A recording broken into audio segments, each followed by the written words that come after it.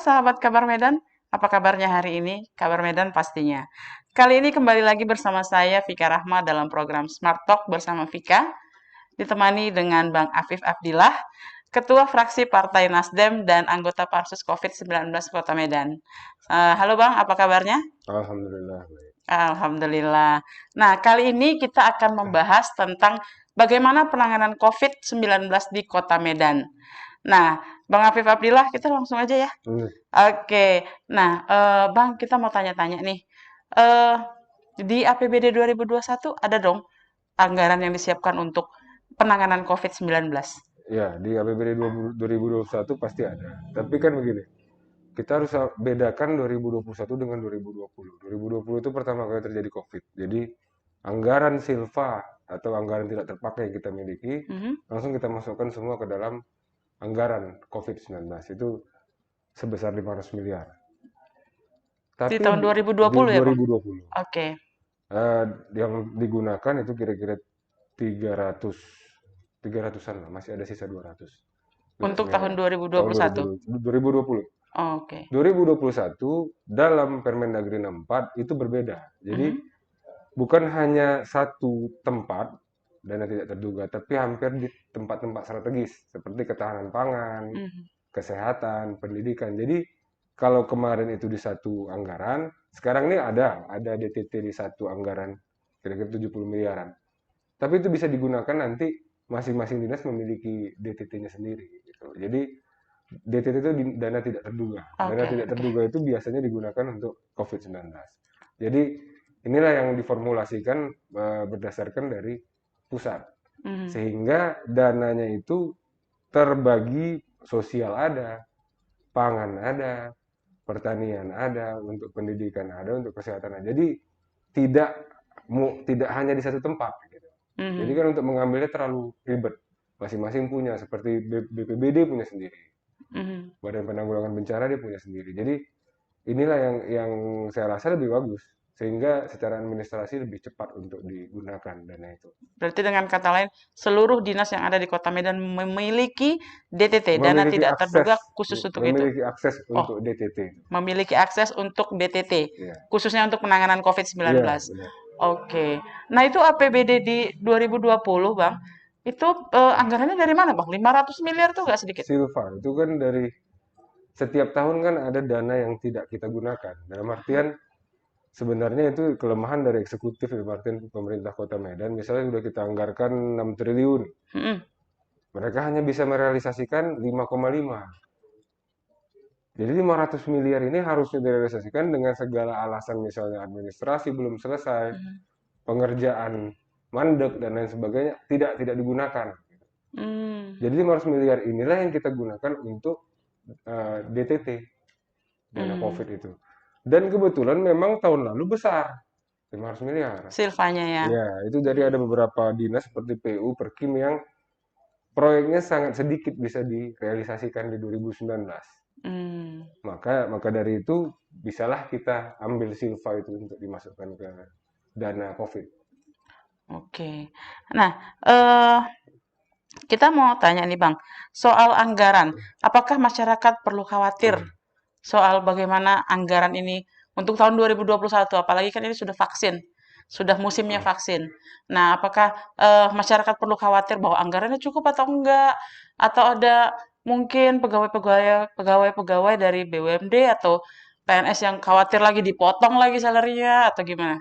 Kalau untuk pemotongan salary dari APBD, saya yakin sih tidak, ya, Insya Allah tidak.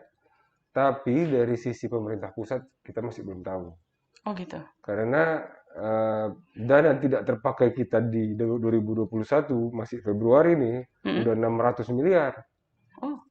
Ini dana sisa, dana yang tidak dianggarkan. Hmm. Jadi dana sisa dari kemarin tidak dianggarkan di sini. Ini masih ada 600 miliar. Artinya dana kita spare aja udah ada segitu gitu loh. Jadi kita tidak takut tentang yang namanya adalah ketidakmampuan keuangan dari segi APBD ya. Mm-mm. Kalau APBN itu kan berbeda Ya. jauh dari APBD. Jadi PAD kita sudah mulai bagus, eh, artinya banyak yang lebih daripada banyaklah sisa ke kita. Itu kan nanti dianggarkan lagi, dirubah lagi, dimasukkan misalnya Silva ini 700 miliar atau 800 miliar nanti sampai bulan 6. Itu dimasukkan ke APBD, Mhm. perubahan APBD. Jadi perubahan itulah yang Silva ini kita masukkan lah sehingga tergunakan semua gitu. Oh, artinya masyarakat tidak perlu merasa khawatir bahwa dana untuk penanganan COVID-19, khususnya untuk vaksinasi, akan potong-potong gaji atau akan tidak cukup gitu ya, Bang ya? Mudah-mudahan enggak, Mudah-mudahan kecuali enggak. ada aturan dari pusat yang harus membuat seperti itu, baru kita ikuti. Tapi kalau memang dibebankan ke pemerintah Kota Medan, harusnya bisa. Bisa ya. Bisa. Selama ini sinergitas antara Pemko Medan, Pemprov Sumut dengan pusat untuk khususnya pengelolaan dana COVID ini gimana, Bang? Pengelolaan oke, pengelolaan dana oke. Hmm. Cuman kembali eksekusi itu di masing-masing dinas.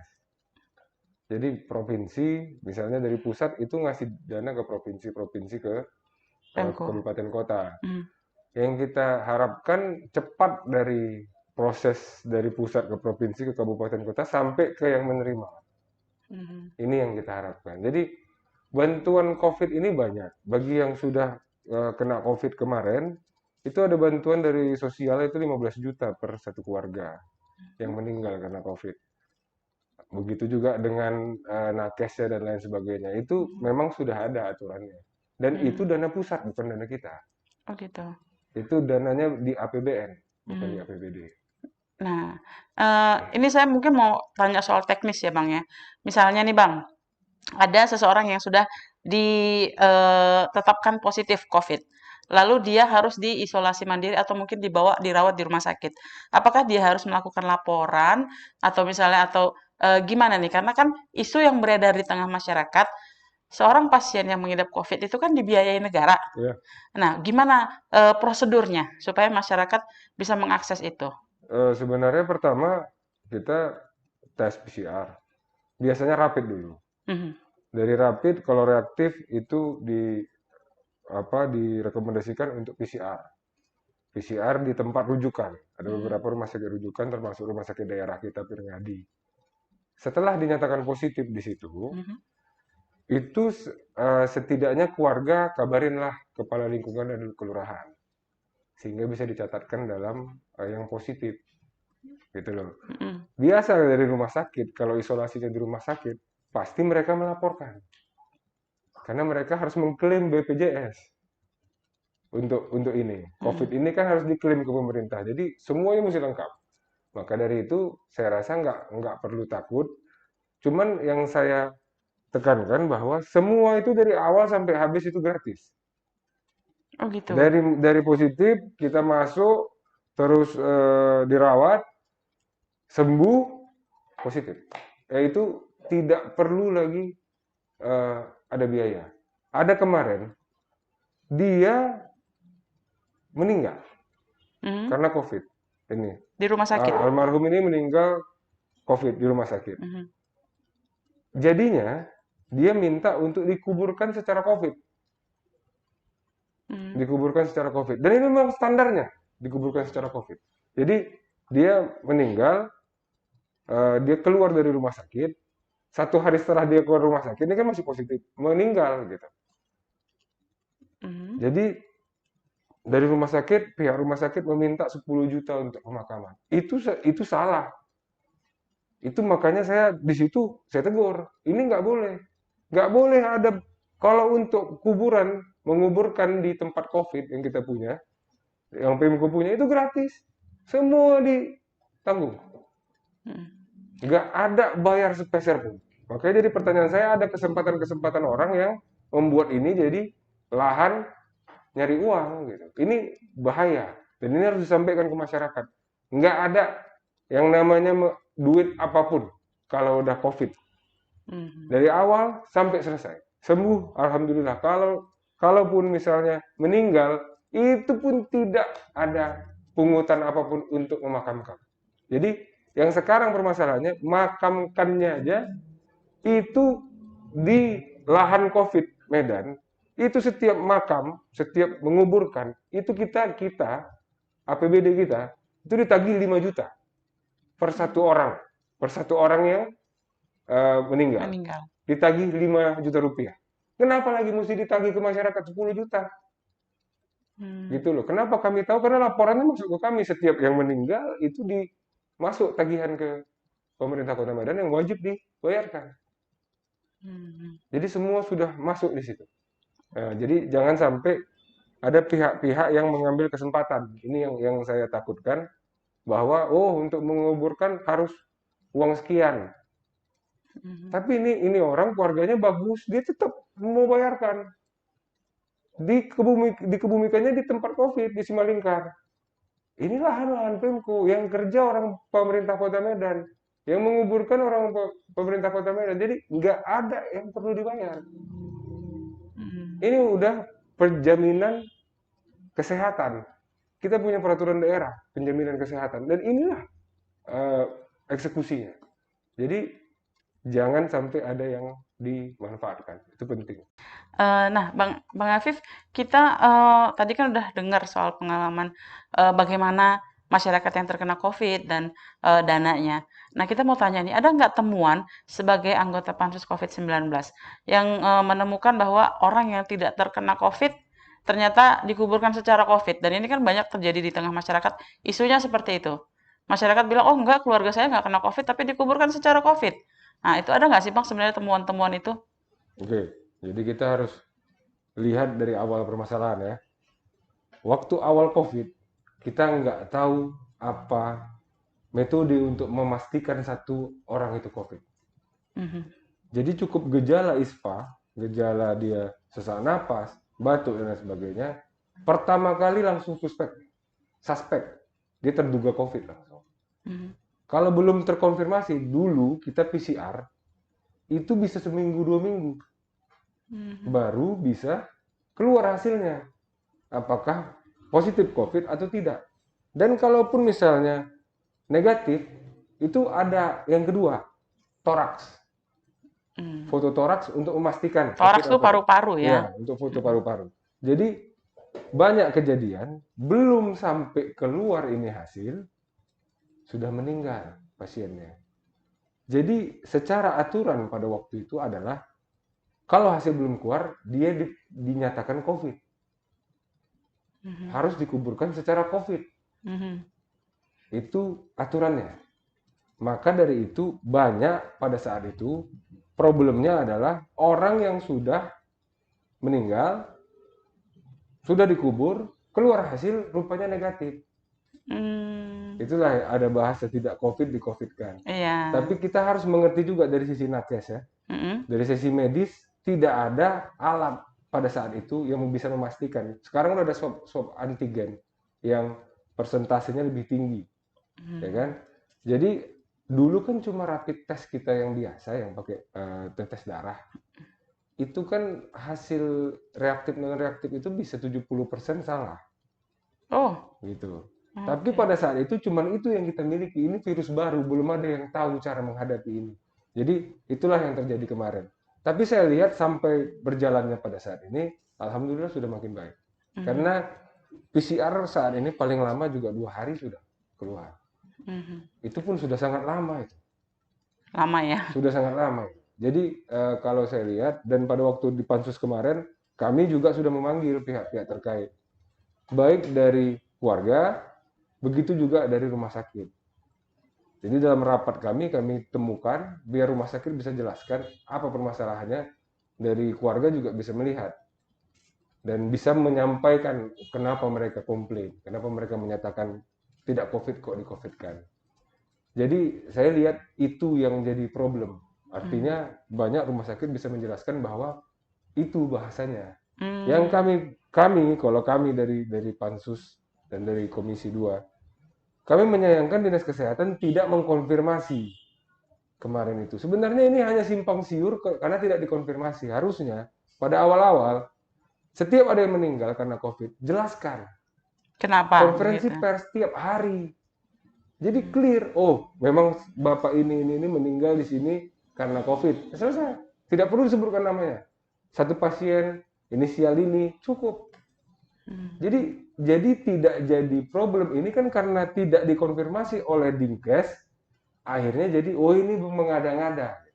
Hmm, Karena kan Dinkes mengkonfirmasi, Dinas Kesehatan kita mengkonfirmasi, artinya ini benar COVID. Gitu. Bukan rumah sakit yang pandai-pandai. oke. Itu yang kami minta kemarin.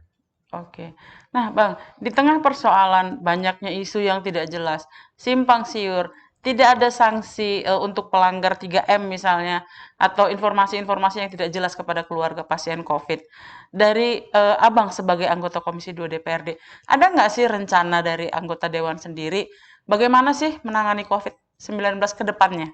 Kalau saya kembali, alhamdulillah kita sudah mengajukan fraksi kami pertama menginisiasi untuk Ranperda, Rancangan Peraturan Daerah tentang Penanggulangan COVID-19. Penanggulangan dan pengendalian COVID-19. Mhm. Sehingga nanti di sana bisa kita atur dari awal sampai habis. Dalam artian dari awal, mulai dari pertama, kalau bisa bagaimana isolasi. Isolasi itu bentuk seperti apa. Standarnya ya, Bang ya? Ya, kenapa? Kenapa? Saya dari awal, saya sudah bilang, baru-baru ini Pak Jokowi bilang, kalau yang positif satu orang, kenapa harus satu kota yang di lockdown? Mhm. Satu RT saja cukup. Saya udah bilang dari awal-awal, kalau ada satu yang positif, lingkungannya aja di lockdown, nggak perlu kecamatannya ikut, kelurahannya ikut. Cukup lingkungannya tracing habis. Satu, cuman satu cara kita menyelesaikan masalah seperti ini. Kita harus detail. Dia nggak akan virus ini nggak akan bisa besar kalau kalau pas dari kecil udah kita habisin. Kalau Ya. kita mainnya per lingkungan kemarin, lingkungan jaga Satpol PP di sana dan sebagainya untuk eh, makan minum mereka disiapkan oleh pemerintah, artinya selama mereka isolasi semuanya ditanggung.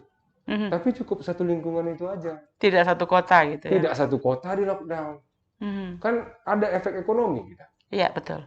Yang harus kita pikirin kalau efek ekonomi dan kalau lingkungan itu sudah ada yang positif, secara otomatis kita sesama lingkungan pasti menjaga lingkungan kita gitu loh. Oh jangan sampai lah lingkungan kita di lockdown. Tengok tuh lingkungan sebelah di lockdown, kasihan Mhm. juga gitu kan. Mhm. Lingkungan seluruh lingkungan yang di lockdown. Jadi berapa rumah dari sana itu harus tidak boleh kemana-mana. Itu sebenarnya yang kami mau. Mhm. Kenapa? Menurut saya itu jauh lebih efektif. Mhm. Kita melockdown memang di titik yang pas. Itu pertama. Jadi mulai dari isolasi, konfirmasi, setelah itu secara administrasi. Mhm. Administrasi kita melihat yang saya sangat sayangkan adalah kita belum boleh sekolah karena kita zona merah. Tapi klub malam buka, Kafe buka, Bang. kafe buka, tempat pijat, spa, semua yang buka. Mhm. Ini nggak benar. Bagaimana mau menjaga social distancing di tempat tertutup? Berat. Social distancing di tempat spa, nggak mungkin. Gitu loh. Di panti pijat, nggak mungkin. Gimana mau social distancing? Nggak ada itu, Bang. Ya dan kalau di klub malam sadar aja kita bisa lepas physical distancing. Apalagi nggak sadar. Makanya yang kita mau jelas kalau zona merah atur mana yang boleh mana yang tidak. Terus waktu kami kemarin pansus COVID kami panggil ID. Yang kita sayangkan adalah ID Ikatan Dokter Indonesia Kota Medan tidak pernah dilibatkan dalam setiap keputusan yang dilakukan oleh pemerintah Kota Medan tentang COVID. Kenapa begitu, Bang? Semuanya kami juga bertanya seperti itu. Waktu terbentuk pansus yang pertama kali kami panggil ID, langsung. Kami tanya, ID gimana? Apa sudah ada rekomendasi? Kami nggak pernah ditanya, Pak. Nggak pernah ditanya. Wah, kita bingung. Jadi bagaimana? Mereka bilang ada HEPA filter. Setelah itu bagaimana dalam satu ruangan itu harus ventilasi itu bagus. Ada standarnya. Standarnya ada. Setiap 45 menit itu harus buka jendela, orangnya mesti keluar dulu. Kalau mau aman kan. Baru kita masuk lagi. Kenapa? Di dalam satu ruangan, kalau ada satu orang saja yang positif, walaupun dia pakai masker, dalam 1 jam kita di ruangan yang sama, pasti kita kena. Walaupun pakai masker. Walaupun pakai masker, semua pakai masker. Mhm. Kecuali kita keluar, ventilasi. Makanya kita butuhkan HEPA. HEPA ini akan kami masukkan ke dalam perda ini. Jadi setiap fasilitas umum harus memiliki HEPA filter. HEPA filter itu menyaring udara. Sekarang udah ada HEPA filter spek COVID. Jadi dia menyerap udara, isinya COVID, nyangkut di filternya. Hmm. Gitu. Pas dikeluarinnya angin segarnya, dia disinari UV lagi, jadi secara otomatis mati itu virus. Ini sudah ada solusinya. Kenapa? Kami tahunya dari ID. ID membuat surat ke DPRD Kota Medan, hasil dari rapat kami bahwa HEPA adalah diperlukan untuk di fasilitas umum, bukan hanya di fasilitas medis. Ada. Tapi pertanyaannya kita sampaikan ke pemerintah juga, Pemko juga tidak berani untuk mengadakan HEPA. Jadi kalau saya bilang HEPA ini bisa membunuh 60-70% dari virus ini Hmm. di dalam ruangan. Yang paling cepat menyebar virus ini di dalam ruangan, bukan di luar, di dalam. Jadi yang harus kita jaga itu di dalam. Dan bayangkan kantor-kantor pemerintah ini semua nggak ada HEPA-nya sekarang. Mhm. Yang kita mau kantor lurah ada HEPA-nya, gitu loh. Kantor camat ada HEPA-nya, Disduk Capil ada HEPA-nya. Dan terbukti misalnya baru-baru ini salah satu dinas Perkim itu 7 orang positif. Yang positif bukan orang yang dari luar, bukan orang lapangan. Tak ada satupun yang positif. Orang kantornya malah. Orang kantor yang tertutup di situ positif 7 orang. Mhm. Artinya dari case-case yang udah berapa kali kita lihat, ini memang benar. Dan kita harus melibatkan ID dalam membentuk peraturan daerah ini. Mana yang bisa, mana yang enggak. Oke, nah makin seru nih Bang pembicaraannya nih Bang. Tadi rencana ke depan khususnya fraksi Nasdem itu membahas tentang Perda Penanganan dan Pengendalian COVID. Dalam Perda itu ada sanksinya nggak sih Bang? Ada, pasti ada. Pertama sanksi untuk pelanggar secara pribadi. Mhm. Tapi memang sanksi lebih bersifat uang lah ya, denda kita bilangnya. Itu ada di Kota Medan pada saat itu, tapi tidak pernah ada satupun yang diterapkan. Iya, setahu saya juga gitu Bang, nggak ada Nggak ada. satupun yang diterapkan. Setelah itu sanksi bagi pengelola. Karena kami beberapa kali sidak, termasuk sidak ke rumah sakit. Ada rumah sakit yang tidak menerapkan prokes sama sekali. Dan tidak disanksi. Tidak disanksi. Malah menyalahkan pasiennya, kenapa mana bisa gitu. Pengelola memiliki tanggung jawab untuk melakukan social distancing. Mana yang tidak mau suruh keluar. Seharusnya sanksi itu untuk rumah sakit diberikan oleh Dua-dua, harus dua-dua. Jadi harus bagi pelanggar, Mhm. tempat yang memperbolehkan itu terjadi harus juga disanksi. Untuk sanksi di pengelola, gedung dan lain sebagainya itu mungkin lebih tinggi. Mhm. Jauh lebih tinggi daripada sanksi yang melanggar secara pribadi. Plus, kalau sudah beberapa kali harus ada unsur pidananya di dalamnya. Mhm. Ini yang kami mau godok. Apakah sampai ujung pencabutan izin dan lain sebagainya. Jadi ini harus diatur. Kalau tidak, nggak ada orang atau nggak ada pengelola yang mau secara serius menjalankan ini. Hmm. Makanya kita harus atur semuanya. Nah, Dan mudah-mudahan perdanya cepat selesai Bang. mudah-mudahan Tolong diperjuangkan. kami kebut sebisa mungkin itu. Mhm. Nah, kita geser sedikit nih Bang, soal tadi pengendalian. Abang sekarang kan ini sudah masuk ke vaksinasi. Hmm. Udah berapa persen tenaga kesehatan yang sudah divaksinasi Bang? 70% sudah 70%. divaksinasi. Lalu masyarakat tuh kapan tuh rencana? Jadi gini, tahap pertama nakes. Mhm. Dari 22.000 nakes yang ada di Kota Medan, udah 70% yang divaksin. Itu angka hari Senin yang lalu. Mhm. 72 tepatnya. Setelah itu masuk ke tahap kedua. Tahap kedua itu petugas pelayanan masyarakat, Mhm. guru, dan lansia. Baru tahap keempat masuk masyarakat umum. Mhm. Jadi diprioritaskan berdasarkan kepentingannya dulu. Nakes memang wajib divaksin. Ya. Setelah itu lansia duluan. Ya Bu, memang benar mereka paling resiko. Setelah itu pelayanan masyarakat supaya tidak drop pada waktu pandemi seperti ini. Dan setelah itu baru masyarakat umum. Itu pun dengan persyaratan yang ada 15 itu. Oke. Nah, bagaimana Abang sebagai anggota Pansus COVID-19 dan anggota Komisi 2 DPRD Kota Medan melakukan pengawasan dalam pemberian vaksinasi? Artinya gini Bang, ketika mungkin ada masyarakat yang punya uang lebih, lalu dia bilang saya duluan dong divaksin, bisa nggak? Nggak bisa. Nggak bisa. Jadi Ada gini, nggak sistemnya Bang atau pengawasannya gimana? saya pertama nggak bisa kita memvaksin orang nggak ada datanya. Mhm. Kami hari Senin lalu, baru berapa hari yang lalu, ke Dinas Kesehatan menanyakan itu, pendataan tentang vaksin. Yang mereka punya datanya masih nakes. Setelah nakes mereka nggak tahu ini yang mana-mana orangnya. Paling PNS ya bisa lah ada data. Lansia ada datanya nggak? Mhm. Terus kan ada pantangan seperti penyakit komorbid dan lain sebagainya. Itu bagaimana? Apakah ada data nggak sama kita? Jangan kita asal suntik orang akhirnya jadi masalah. Mhm. Ya, karena kita suntik meninggal.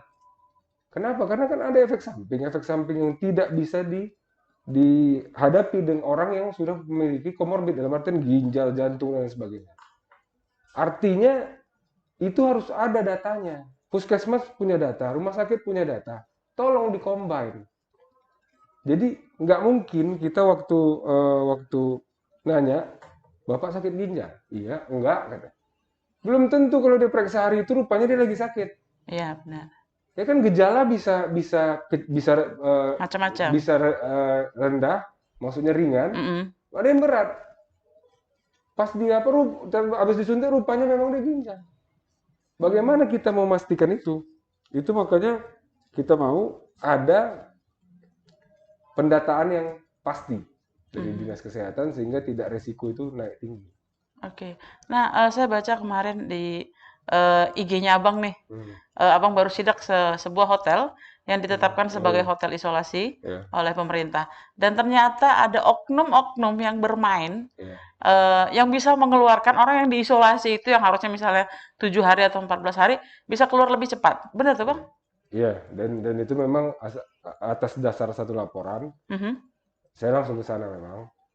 Ternyata itu di bawah Satgas COVID-19 Sumatera Utara.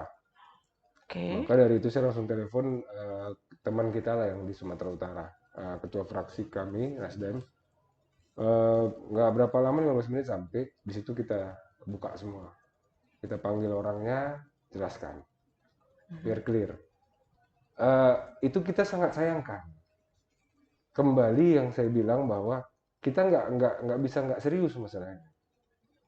Hotel isolasi itu wajib punya ventilasi yang baik. Wajib, Dan di situ nggak ada. itu ada aturan. Itu ventilasinya tidak baik. Lobinya tidak baik. Mhm. Dalam kamar nggak ada ventilasi, ada yang nggak ada jendela lagi. Wih. Terus dalam menyediakan makanan minuman itu nggak pakai prokes, nggak pakai sarung tangan, nggak pakai masker. Nah, dan ada yaitu oknum-oknum, saya nggak tahu siapa, mungkin di luar pemerintahan, tapi yaitu kelemahan sistem selalu bisa dimanfaatkan orang untuk mencari uang. Akhirnya ada bayar 6 sampai 8 juta bisa keluar sekarang. Yang paling nggak masuk akal dari semua adalah PCR 5 hari baru keluar. Itu nggak masuk akal mas. Mhm. Di mana 5 hari? Saya bilang gini, kalau kalian 5 hari untuk warga Medan, di luar warga Medan saya nggak bisa sentuh. Saya bilang. Untuk warga Medan, saya bawa ke rumah sakit Piringadi. 4 jam keluar. Tidak perlu nunggu lama. 4 jam keluar, positif apa negatif. Makin lama orang 5 hari nunggu, ada satu positif, apa nggak semua kena. Jadi endingnya hotel itu gimana sekarang, Bang? Apakah masih dipakai untuk isolasi atau enggak? Saya nggak tahu, cuman kami rekomendasikan tidak. Karena itu kan di bawah Sumatera Utara. Mhm. Kita kan ada keterbatasan kita dalam Oke, wewenang ya. berkomunikasi kan. Mhm. Jadi saya minta di fraksi Sumut untuk menindaklanjuti ini. Dan bukan hanya satu, dan itu gimana ya? Waktu kami selesai, udah kami selesai ini masalahnya selesai, udah tahu, udah kita catat apa aja permasalahan. Datang bus 120 orang yang mau diisolasi. Di Mhm. dalam bus itu nggak ada physical distancing sama sekali. Ini aneh. Yang menegakkan malah yang melanggar gitu loh. Mhm. Dan mereka menyatakan sama kami, oh busnya itu kami physical, kami ikuti semua aturan. Di depan mata kami langsung bus itu sampai landing, berarti sampai ke hotel itu, kami lihat ada yang pakai masker, ada yang nggak di dalam. Ya terbuka juga. Nah, dari semua kejadian itu nih, Bang. Gimana sih antisipasinya? Oknum-oknum bandel ini tuh gimana antisipasinya? Ya pidana itu kita bilang. Makanya kita perlu peraturan daerahnya. Hmm, oke. Kenapa? Biar jadi produk hukum yang bisa kita tegakkan. Mhm. Selama nggak ada produk hukum itu, mereka hanya ditegur, cukup. Nggak ada sanksi ya? Iya, jadi misalnya hotel, cabut izin, bisa, tidak boleh Mhm. beroperasional dan lain sebagainya. Jadi ini harus diatur. Vaksinasi pun kita atur dalam Perda, adil Mhm. dan merata. Mhm. Itu wajib kita masukkan. Jadi kalau tidak bersifat adil dan merata, itu bisa masuk ke pidana ranahnya. Makanya Mhm. kita perlu ini dibuat secepatnya, memang. Oke. Mudah-mudahan bisa ya, Bang, ya? Mudah-mudahan, insya Allah. Oke. Nah, Bang, ini ada dari sahabat Kabar Medan melalui DM ke Kabar Medan TV. Ada pertanyaan nih, Bang. Yang pertama dari Putri. Di kantor saya dilakukan vaksinasi.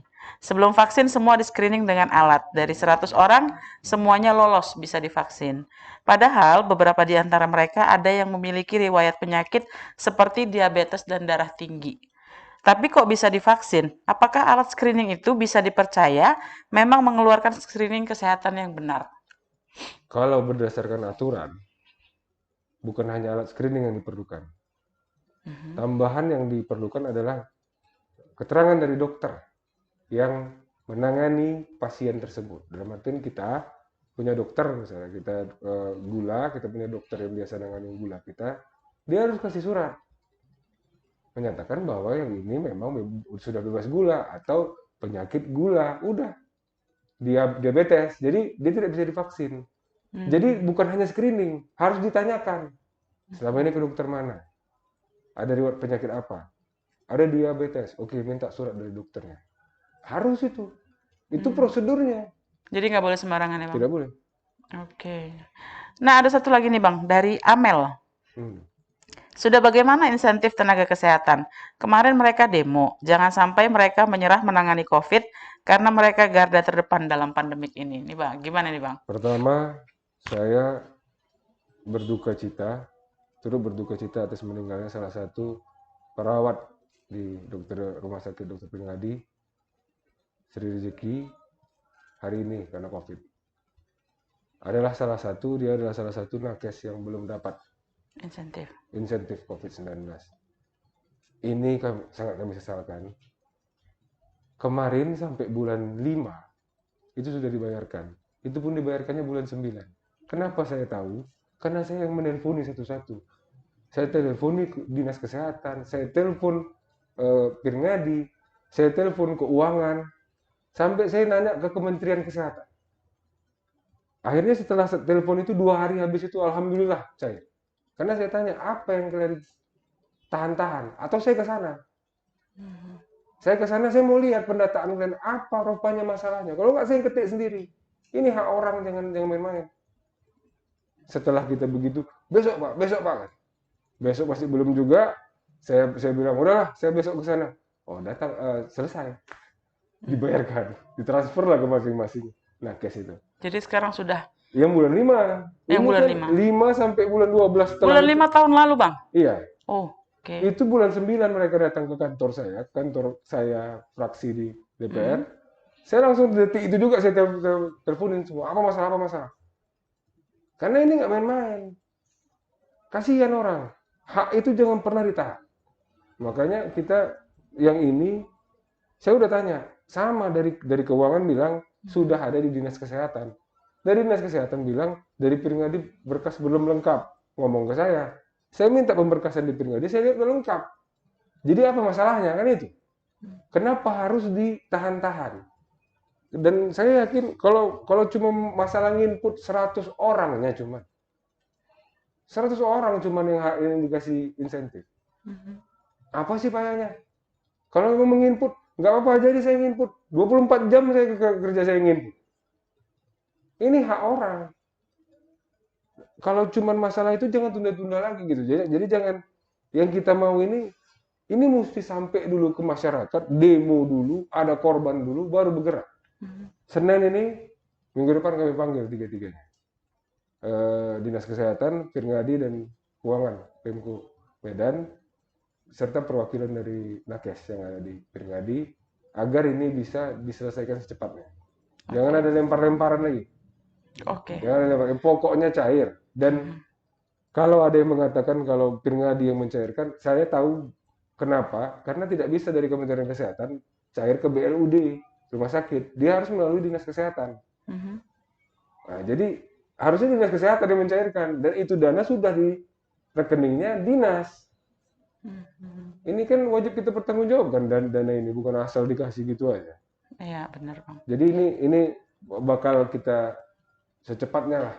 Insya Allah Senin langsung kita rapatkan. Senin sebisa mungkin harus sudah ada solusi. Kalau enggak, kita kejar kayak kemarin, kita kejar lagi. Oke, Bang. Terima kasih, Bang, atas kehadirannya di Sama-sama, studio Kabar Medan hari ini. sama-sama. Iya, sahabat Kabar Medan, demikian perbincangan singkat kita hari ini. Semoga dapat memotivasi, menginspirasi, dan memberikan informasi yang terbaik untuk sahabat Kabar Medan dimanapun berada. Kita bertemu lagi dalam program Smart Talk bersama Vika Rahma dalam episode selanjutnya. Bye-bye.